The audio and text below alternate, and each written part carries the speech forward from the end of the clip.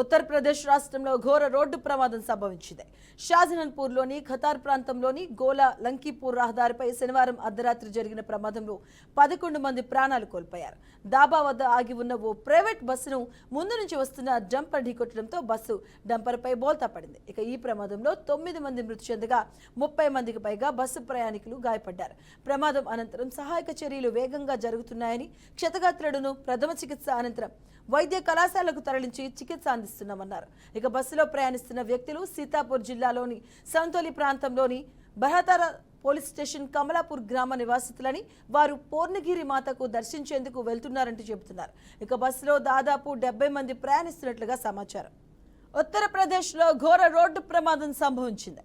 షాజహాన్పూర్లోని Qatar ప్రాంతంలోని గోలా లంకీపూర్ రహదారిపై శనివారం అర్ధరాత్రి జరిగిన ప్రమాదంలో 11 మంది ప్రాణాలు కోల్పోయారు. ఇక దాబా వద్ద ఆగి ఉన్న ఓ ప్రైవేట్ బస్సును ముందు నుంచి వస్తున్న డంపర్ ఢీకొట్టడంతో బస్సు డంపర్ పై బోల్తా పడింది. ఇక ఈ ప్రమాదంలో 9 మంది మృతి చెందగా 30 మందికి పైగా బస్సు ప్రయాణికులు గాయపడ్డారు. ప్రమాదం అనంతరం సహాయక చర్యలు వేగంగా జరుగుతున్నాయని, క్షతగాత్రులను ప్రథమ చికిత్స అనంతరం వైద్య కళాశాలకు తరలించి చికిత్స అందిస్తున్నామన్నారు.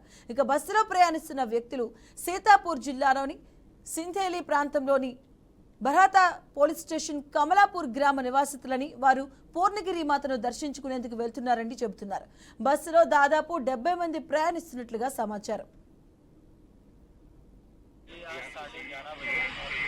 सूचना प्राप्त हुई थी कि खटार थाना क्षेत्र के अंतर्गत जो गेहनिया मोड़ के पास में गोला को जो रोड जा रहा है, वहाँ पर ऋषि ढाबा के पास में एक बस खड़ी हुई थी, जो कि जिसमें कि पूर्णागिरी के लिए यात्री सीतापुर जा रहे थे।